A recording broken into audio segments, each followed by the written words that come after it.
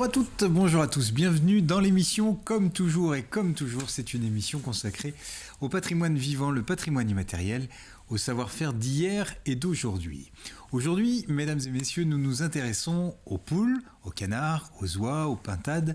Nous allons dans la fameuse et belle ferme de la Quartière de la famille Grondin, une ferme où bonheur et bonne humeur sont de rigueur. C'est la danse des canards, la ronde des poulets, la farandole des pintades, bref, le rock'n'roll des gallinacés. Vous pouvez danser, hein.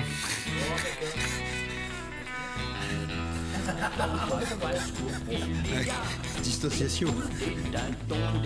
Ah, il y a de l'ambiance, les cocos. D'ailleurs, savez-vous qui de l'œuf ou de la poule est arrivé en premier ? Être eux ou ne pas être eux, telle est la question Omelette acte 2. Et oui, nul ne sait qui de la cocotte minute ou du coq en pâte arriva le premier et a poussé son cocasse cocorico dans la basse-cour de la ferme de la Quartière. Quel coxigru que cette question-là. Mais revenons à nos moutons, enfin nos ovins, ou plutôt nos coqs au vin. Voilà des années que dans la ferme des Grondins, on fait dans le beau, dans le bon, dans l'excellence, élevé, nourri au grand air, abattu à la ferme. Bref, pour élever de la bonne volaille, rien de mieux que de laisser faire la nature, lui donner, laisser le temps. Résultat, le succès est au rendez-vous. Les clients sont nombreux, les distinctions aussi dans les plus grands guides de gastronomie, Gault et Millau, pour ne citer que, puis des chefs étoilés qui viennent s'approvisionner. La ferme du bonheur, quelle est son histoire ? Quel est son secret ? Eh bien, Frédéric Grondin nous ouvre les portes et répond à nos questions. Frédéric Grondin, bonjour. Bonjour. Merci beaucoup d'avoir accepté notre invitation, puis d'avoir pris du temps de venir nous voir. Vous avez abandonné les coqs, les poules, les poulets, enfin vous allez tout nous dire, pour passer un petit moment avec nous et nous ouvrir les portes de la ferme. Alors, avant de commencer à discuter, permettez-moi de vous présenter deux poussins, deux coqs en pâte. L'un est chef toqué de la cocotte, je dirais Jean-Claude Killy, des œufs en neige, qui réconcilie les œufs brouillés. C'est Jean-Pierre Pouvreau du Pouqueton. Très bien. Et puis Jean-Pierre Bertrand, autre chef cuistot de la table de montage. Oui, ah oui. Ah oui, quand même. Mais moi, je n'aurais pas présenté en tant que poussin, j'aurais présenté, vu la coquetterie, comme Jao Pipite. Jao Pipite. Alors Jao, c'est le coq. Un gros Jao. Ouais. Puis des petites... la variété naine, là. Ah oui. Mais un Jao Pipite, ça. Ben nom de Dieu. Là, avec son nook, là. Ouais. Vous avez vu, c'est contagieux. Oui. Ah mais tu vas y venir. Oui, c'est sa prochaine émission. Ouais. Alors Jean-Pierre Pouvreau, Toi aussi. est-ce qu'il est question de volaille ? Oui, alors bon, j'ai vu du petit pot de tête. Bon, du canard aux mosettes, manchon de canard confit. Oui. Voilà, avec des mosettes. Alors, bon, la particularité, c'est qu'on a fait des bocaux. C'est très bien, voilà. vu la période qu'on traverse. Voilà, donc j'expliquerai comment ça se réalise en deux recettes séparées. Les morceaux de canard confit d'un côté et puis les mosettes de l'autre. Et après, on assemble le tout pour le mettre en bocaux. Voilà, c'est bête et méchant. Mais... C'est bête et méchant et c'est très bon. Ouais, je peux dire parce que j'y ai goûté. Donc, très bien. Voilà. Jean-Pierre Bertrand. Oui, ben moi j'ai concocté, n'est-ce pas ? Oui. Un petit quelque chose qu'à partir d'eau potée. D'eau potée. D'eau potée. Donc on parlera de canard. De canard. J'ai pas cherché les autres volailles. Donc on ira à Chaland. Eh bien justement, j'ai fait en sorte que ça ne soit pas à Chaland. Il y aurait donc des canards ailleurs. Il y a toute la Vendée. Il faut en parler aussi. Je vous taquine. On en parle dans un instant. Ouais. Frédéric Grondin, est-ce que vous pouvez nous présenter donc la ferme de la Quartière ? C'est donc à Boîte-Senez, c'est ça ? Oui, donc on est situé sur la commune de Boîte-Senez. Ouais. Donc la ferme de la Quartière, la présentation, faut commencer par le début. Oui. C'est mieux. Donc je dirais que ce sont mes parents qui en 1974 donc étaient encore salariés et cherchaient absolument une petite ferme. Donc ils ont trouvé une qui était tout en friche sur la commune de Boîte-Senez et ils l'ont défrichée. Et ils ont fait des petits bâtiments, ils ont fait des parcs avec le grillage. Et puis ils se sont mis à élever les volailles. D'accord. Déjà, dès la production principale, c'était. Ah oui, en 74, c'était la volaille. Déjà, et puis donc ils travaillaient pour les nombreux petits abattoirs qu'il y avait sur le secteur de Challans. Ouais. Et puis petit à petit, mes parents se sont dit pourquoi on ne ferait pas de la vente directe. Et ils se sont lancés aussi dans l'abattage des volailles pour pouvoir les vendre. Donc ça, c'était en 85. Ça s'est fait petit à petit et puis ça s'est développé gentiment en faisant les marchés. Je faisais les marchés sur la région de Nantes, puis Pornic aussi à l'époque.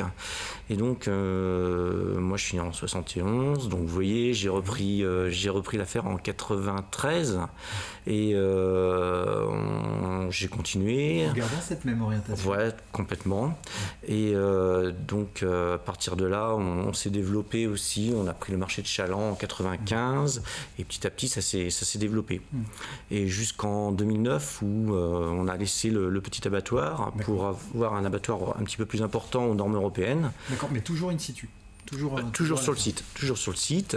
Et donc on a développé un petit peu la vente aussi à des professionnels, à des restaurants, des chefs étoilés, d'autres restaurants, d'autres revendeurs, des boucheries. Et petit à petit, ça a pris de l'ampleur et ça s'est développé pour atteindre le niveau qu'on a maintenant. Ouais. Alors, on a toujours été un petit peu à contre-courant de ce qui se faisait. On n'a jamais voulu. Voilà. Parce que la vente directe en 74, tout à fait. 85, la vente directe. Et y compris l'abattage à la ferme. Voilà. Oui, tout à fait. Mes parents être dans les sols. On a toujours été un petit peu précurseurs sur ce genre de choses. Et puis aussi, on a été un petit peu différent des autres. On n'a pas suivi le circuit de production de volailles industrielles. Ouais. Mes parents à l'époque fabriquaient l'aliment à la ferme. Donc forcément, on avait un aliment différent des autres, ce qui fait qu'on avait un produit qui était différent. Ouais, maîtrisiez. Voilà, complètement. On maîtrisait tout de A à Z. Voilà. Donc, petit à petit, les choses ont évolué. On a abandonné la fabrication d'aliments à la ferme, mais aujourd'hui, on fait fabriquer juste à côté avec la coopérative d'Herbauge, qui est une petite coopérative qui arrive à nous faire aujourd'hui un aliment sans garantie, sans OGM. Ouais. Donc l'exigence, même si vous ne fabriquez plus, l'exigence est tout de même. Tout à fait. On a un aliment qui est vraiment pour nous, qui est à la carte, qu'on a décidé avec eux. Et voilà, aujourd'hui, on a une nourriture qui est exclusivement française et à 85% locale. Ouais. Voilà. Donc, et des volailles aussi qui, comme du temps de mes parents, qui ont au moins 100 jours et qui sortent aussi dehors forcément, hors période de confinement bien sûr, puisque actuellement on est en période de confinement pour les volailles. Voilà. Et petit à petit l'oiseau a fait son nid et on a développé notre vente et notre clientèle et on arrive à être totalement indépendant. C'est un pari sur la qualité, sur le bien-être aussi de l'éleveur et de l'animal. Sur le bien-être oui, forcément. Travailler, donner du sens à ce qu'on fait. Oui. D'être fier de ce qu'on produit. Tout à fait. Et de le manger. Indépendant, l'indépendance, la fierté d'être autonome. Puis le bien-être, le bien-être de l'animal peut-être. On peut en parler. Ça va de soi aussi. Si on a des animaux qui sont bien élevés, forcément ils sont. Tout se suit. Voilà. Et puis abattu à la ferme, ça veut dire. Et bien sûr aussi abattu. Épargne le temps de transport où c'est bien sûr abattu à la ferme. Donc en temps de grippe aviaire, on limite les risques sanitaires, puisque la volaille ne va pas à droite à gauche, elle reste sur le site. Donc voilà, on a une bonne maîtrise de ça. Alors chez vous, j'imagine qu'il n'y a pas les petits poussins sont pas à la lumière, sont pas boostés, non. On laisse le temps faire. Voilà. Alors première règle, jamais de lumière dans les bâtiments. D'accord. Pour laisser le temps au temps, avoir un rythme de croissance, je dirais naturel, qui suit la nature. Donc ça c'est important. Ne pas les réveiller la nuit, parce que si vous les réveillez la nuit, forcément ils vont se mettre à manger et ils vont prendre du poids, ils vont avoir un rythme de croissance qui ne va plus être naturel. Voilà, tout ça c'est important. Et alors à l'appel le matin, il y en a combien ? Il commence à y en avoir pas mal. C'est vrai, ouais, on est à combien de volailles On est à 15 000 volailles en permanence. D'accord. Toutes volailles confondues. Toutes volailles confondues.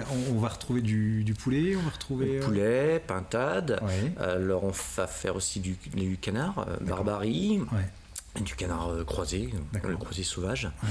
Et puis pour les fêtes de fin d'année, on va être sur le chapon de pintade, la poularde, le chapon, la dinde noire. Ouais. Voilà, et j'en oublie peut-être. Ouais. L'oie, bien sûr aussi. L'oie aussi. Voilà, même si l'oie, c'est une vente très, très marginale. Vous n'êtes pas tout seul ? Non, on est donc mes enfants, ma femme, tout d'abord, qui est arrivée avec moi en 95. Ensuite, mes enfants qui viennent juste de rentrer dans l'entreprise, qui sont gérants depuis une famille, depuis 74. Qui sont gérants depuis le 15 décembre. Ouais. Et puis, on a une très bonne équipe aussi avec nous, que je salue. Ah, c'est bien. Voilà. Eh ben, je vous propose qu'on marque une petite pause. On va passer la parole à Jean-Pierre Pouvreau. Une poule chapon, mais un chapon. Un chapon pas. Voilà, eh ben, la transition est toute trouvée. On passe à table avec Jean-Pierre. Ça me rappelle des souvenirs. C'est vrai. Ouais, des vieilles recettes de grand-mère. Hein, ma grand-mère n'était pas la seule à cuisiner comme ça, il y en avait plein d'autres. Hein. Moi, j'ai récupéré celle de la famille, et puis des voisines. Et ben, on faisait des ragoûts de pâtes et de gésier de poule. Et ça, c'était...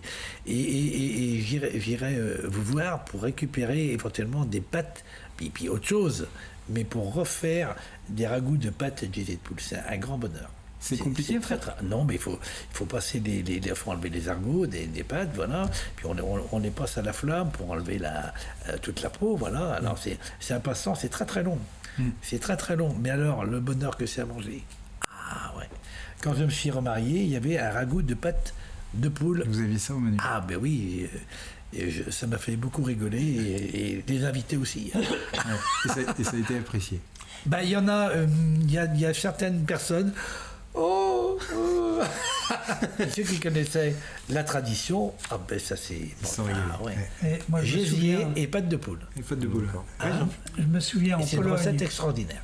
En Pologne et en Russie, chez les marchands de volailles, à côté, il y avait des grandes caisses, il n'y avait que des pâtes. Ah ben bien sûr. J'ai jamais vu ça ailleurs. Les Asiatiques sont friands des pâtes de canard, de poulet.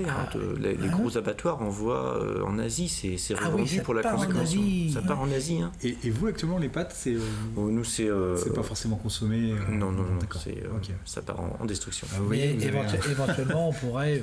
Ah ben ce sera avec plaisir. Ah, non mais vrai, parce que moi j'attache beaucoup d'importance à tous ces recettes décalées, là, et qui sont...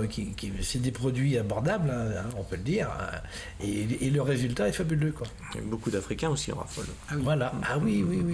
Bon, Jean-Pierre, d'accord, mais voilà. Une condition, c'est que vous nous fassiez part un jour de cette recette-là. Ah, mais ça, c'est... Vous consacriez une chronique à aucun problème. Ah oui, mais aucun problème. Bon, avec plaisir. On vous laisse aller à la ferme. Oui, d'accord. Voilà, puis la commande est prise. Oui, mais c'est pris. Vous n'êtes pas obligé de vous remarier, hein. Non, ça coûte... non. Puis au début des mariages, on voit que les qualités, au bout d'un moment, on voit que les défauts. Alors bon, on va faire un consensus général. Mais on en mangera quand même pour le plaisir. Et alors, bon, désolé, là j'étais sur les conserves. Hein, alors donc, c'est du conserve de petits potettes. Alors donc, ça veut dire qu'on fait cuire les mogettes avant avec un petit peu de lardon. Le détail de la recette, vous l'aurez sur Téléfondé. Hein, avec des lardons, un petit peu d'oignon, un petit peu d'ail, et puis on rajoute des tomates concassées. Alors, comme c'est pas la saison des tomates, on a des tomates concassées en boîte qui sont très très bien, voilà, qui font l'affaire, et on fait mijoter les mogettes à part. Et alors pour ce qui est du confit d'ailerons de canard, on les met dans une saumure ou dans du gros sel avec un peu de sucre pendant 3 heures. Ensuite, on les lave bien, égoutter, sécher, et après, on les fait revenir dans de la graisse d'oie pour qu'elles colorent un tout petit peu. Une fois que c'est coloré, on rajoute de l'eau, 1/3 et 2/3 de graisse de canard. Un bon bouquet garni, thym, laurier, On peut en mettre, mais ça suffit pour parfumer. Et là, vous ça mijote pendant 1 heure, 2 heures. Il faut rester devant 2 heures minimum. Et alors après, on assemble tout ça dans un bocal. Voilà. Donc la gâteau canard a servi à faire revenir déjà tout à l'heure les tomates, les oignons et le reste. La mozette est cuite. Et on stérilise au four pendant 1h30 à peu près. Voilà. Alors ça, c'est un type de bocal, mais il y en a d'autres. Il y a tout type de... Tous les bocaux fonctionnent. Mais une fois que ça a servi, il faut changer les joints. Oui, d'accord. Les joints ne sont valables qu'une fois. D'accord. Voilà. Et alors, donc, comme à l'heure actuelle, on peut plus... mais on peut profiter des bocaux pour manger à distanciation, etc. Suivant les normes actuelles. Comme vous êtes généreux, vous nous en avez fait part. On est parti avec notre petit bocal et on a goûté. Merci beaucoup. Merci Jean-Pierre. On retrouve la recette sur TV Vendée. Frédéric, je reviens vers vous. Je ne vais pas vous fâcher.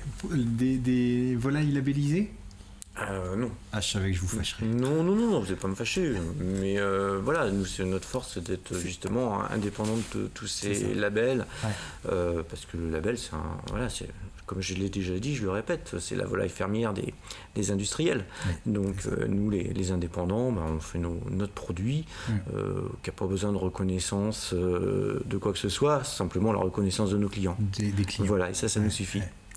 Ouais. Et vous avez modifié un peu le produit d'année en année par rapport à la volaille, aux techniques d'élevage ou globalement on reste quand on tient quelque chose qui fonctionne. Voilà, on est resté sur ce produit. On a besoin d'une. Je voudrais dire qu'on a les meilleurs poulets du monde, mais je sais bien qu'on est plein à avoir les meilleurs poulets du monde. Mais on a un produit qui plaît à nos clients. La preuve, on en a toujours de plus en plus. Donc il faut toujours rester sur la même recette. Par contre, la vente, elle, a évolué.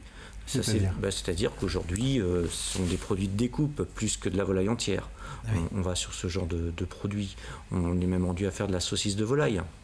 On découpe, on désosse nos poulets, ça part en transformation. Ça part en transformation et on fait de la saucisse de volaille. Oui. Avec des morceaux qui sont privilégiés dans la consommation pour la volaille, par exemple, escalope. Alors, le produit phare, oui, ça va être le filet. C'est le filet. D'accord. Filet ou escalope de poulet, oui, bien sûr.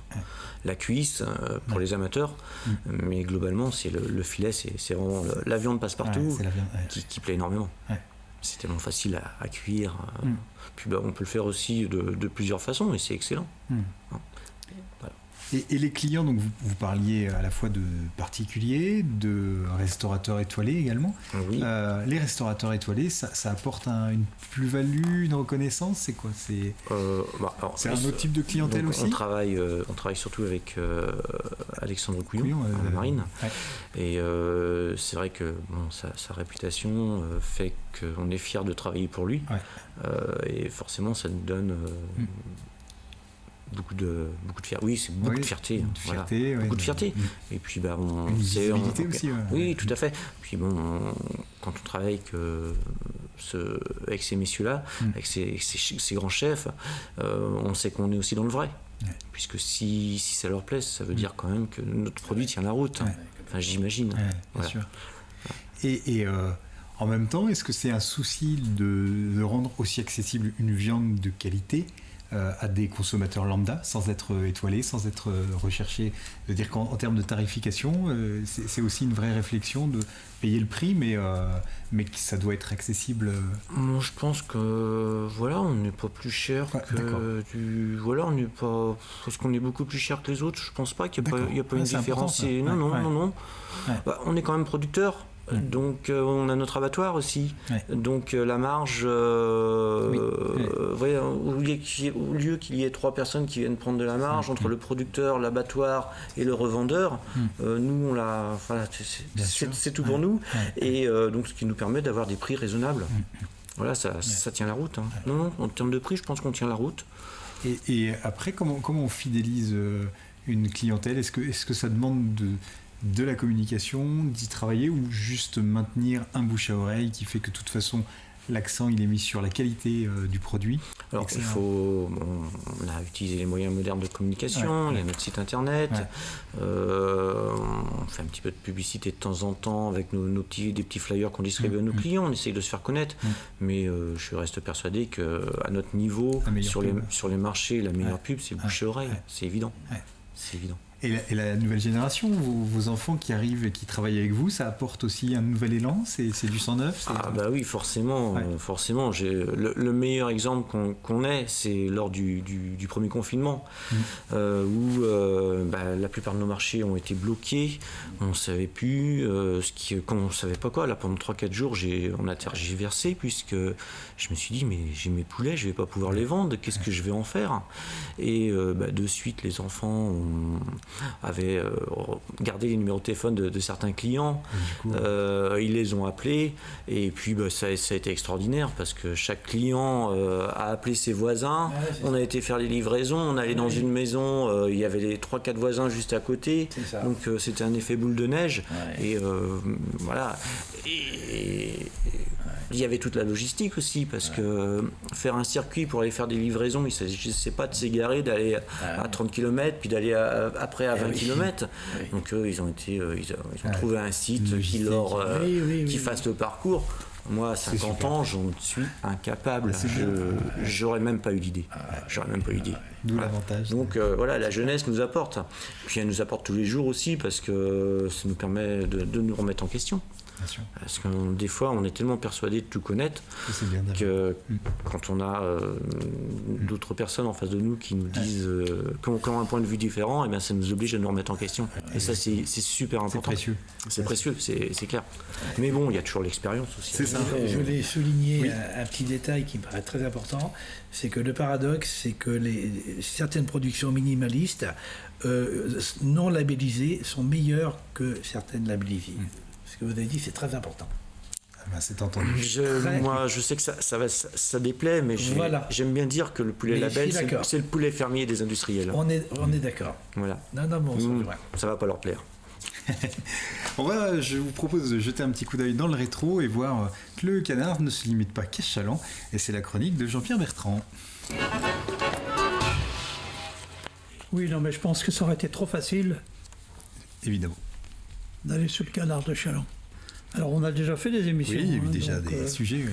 Non, cette fois-ci, je me suis dit, faut aussi informer nos chers téléspectateurs que le canard, s'il est élevé en quantité autour de Challans et tout ça, il a été aussi élevé dans toutes les fermes de Vendée. Dans toutes les basses-cours, il y avait du canard. Toutes les fermes avaient leur petite grouaille de canard. C'était pas pour faire de l'élevage.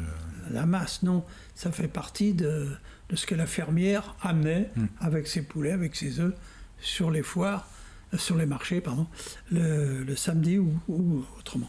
Alors donc, j'ai trouvé un monsieur, en plus de ça, ce monsieur a été conseiller départemental, et j'appréciais particulièrement ce monsieur, il s'appelle Louis Cousseau. Ça va, plein de téléspectateurs vont se souvenir de Louis Cousseau. Et justement, il avait été interviewé sur les animaux qui étaient élevés dans sa ferme. Il était fermier. Louis Cousseau, Ménard-la-Barrotière. Alors, vous aviez des canards aussi, vous me dites? Oui, à la ferme ici, chez mes beaux-parents, il y avait l'élevage de canards. Il y avait peut-être 5 ou 6 cannes, c'était surtout fait pour avoir des œufs de canne, contrairement à ce qu'on dit, qui prétendent qu'ils ne sont pas si bons, mais de canards, de cannes, du moins, sont aussi bons comme les autres. Il y avait une équipe de peut-être 7 ou 8 cannes qui pondaient bien d'ailleurs, et les œufs étaient consommés souvent, soit à la coque, mais soit aussi en omelette. Regardez les photos en même temps de la ferme de la Quartière. Autre sujet, Jean-Pierre. Alors l'autre sujet, c'est que aujourd'hui, on est dans des réflexions sur le recyclage, sur l'exploitation de tout, qu'on ne jette plus rien. Voilà. Qu'est-ce que vous faites de vos plumes? Donc, à l'heure qu'il est, nos plumes partent en destruction à l'équarrissage. Mais il a été déposé un permis de construire très récemment. Nous allons composter nos déchets. En fait, l'idée, c'est de mélanger nos plumes et notre fumier de volaille pour en faire un compost. Voilà. Très bien. Bon, et donc, le projet, j'espère qu'il va qu'il va voir le jour en octobre-novembre. On sera opérationnel, je pense. Voilà. Alors, et Jean-Pierre? Moi, je vais vous donner un autre tuyau qui vient pas de moi, hein, mais que j'ai découvert à travers les enquêtes que j'ai écoutées pour préparer. En fait, les plumes, tous les ans, étaient conservées pour qu'au moment de Pâques, on vide les oreillers. Ah d'accord. On vide les traversins. Et qu'on les remplisse de la nouvelle plume. Hein? Eh ben, ça, il fallait le savoir. C'est pas mal. Je ne le savais pas avant. On écoute donc Bernadette Imbert, qui est de Sainte-Gemme-la-Plaine. D'accord, côté de Luçon. À côté de Luçon. Mais les plumes de canard, qu'en faisiez-vous? Ben, autrefois, on les faisait sécher. Sur quoi? Ben, il y a déjà d'autres, vous savez. Faut pas qu'on fait de vent. Ben, c'est-à-dire, autrefois, on allumait le four. Puis on les faisait sécher au four. Ah oui, Il chauffait le four, Ah, donc c'était tiède. Oui. Un grand four. un four à boulanger, quoi. Un four à bois, oui. Oui, Oui. oui. Et vous mettiez les plumes dedans? Ben oui, donc, Dans des paniers. donc quelque chose, pas les mettre à des pattes, Ouais. mais donc quelque chose. Puis il était sec. Ouais. Eh ben, c'est ingénieux. Merci beaucoup Jean-Pierre. Et on arrive à la fin de notre émission. Il me reste à vous remercier, Frédéric Grondin, d'être venu nous voir. Et puis on va se souhaiter aussi des jours meilleurs quant à la crise sanitaire et puis la crise dont on évoquait tout à l'heure, la grippe aviaire. Voilà, on espère des jours meilleurs les uns pour les autres. Merci beaucoup à vous. Et puis on se dit à très vite sur TV Vendée. À Tchefret. À Tchefret et puis à Bétoute. À Bétoute. À Bétoute.